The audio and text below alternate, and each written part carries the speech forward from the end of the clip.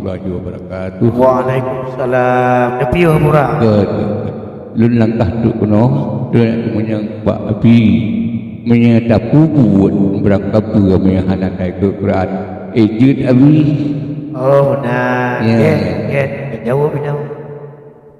Jadi bengahnya katu tokoh Aceh Merdeka ceritawa naganya Apura nyapa ide ya di kawan dalawan mandu burung itu terutama ada acara yang kedua ada acara media dan ada acara lain yang bagi yang Paulo menyo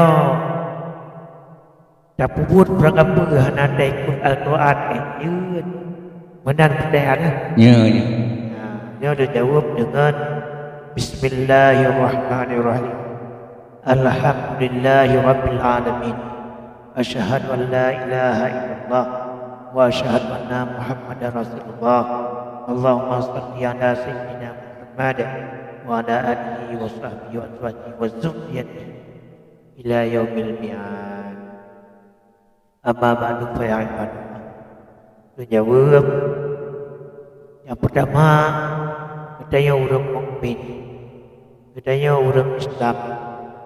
Sekalian aspek kehidupan mesti menurut ketentuan Al-Quran atau syariah.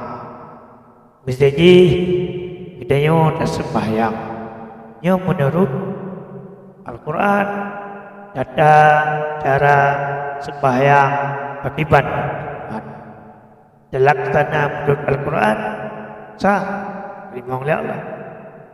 Jadi puasa nyambat menurut Al-Quran sehingga rubani sembahyang yaudanin berarti ada takbiratul ihram ya puasa hadir malam ya haji hadir di miqat ya maksud sekalian tata cara berubudiyat bagi Allah mandub wajib mengikut pedoman syariah atau pedoman Al-Quran termasuk berjihad, perjuangan dan sebagainya mesti ikut Al-Quran dari awal hingga ke sendiri ikut Al-Quran bernegara ikut Al-Quran bersilaturahmi ikut Al-Quran berpergaulan ikut ikut Al-Quran dan baru sah dan diterima ujung riba demikian ikut Al-Quran Allah lebih kemenangan dunia dan akhirat. Yang kejut perjuangan orang Islam beronyo ledak yang kandas malahan dia tutup kediokan kata lu dia manuk sebabkan anak ikut tata cara Al-Quran dia tak gerak pun ikut Al-Quran dia menang ikut Al-Quran menjalankan manuk ikut Al-Quran dalam halnya yang mengerti Al-Quran ke ulama nyambat ulama yang sebenarnya ulama yang bermazhab Ahlussunnah wal Jamaah yang mudah hakikat daripada maksud Al-Quran yang mana yang anak ikut Al-Quran yang manduk haba'am mansura anak dan nancu rugawa maka seluruh aspek kehidupan ikut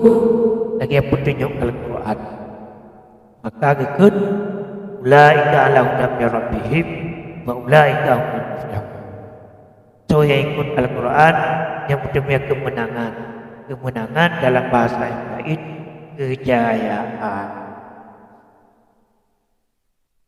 maka Al-Quran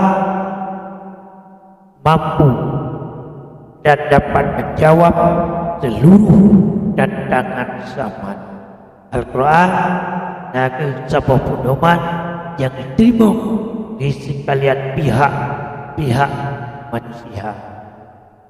So yang sedang Al-Quran pasti ini betulnya yang banyak yang jadi mari pura kami enak kami jatuh jadi mudah-mudahan pura naum muka 80 tahun nak 75 tahun nak nyampat 75 tahun nyampat dan termasuk berusaha perjuangan di mau dia apa dah berhalang dekat kayak orang baik dah baru boleh kajian dah yang maksud ikut Al-Quran.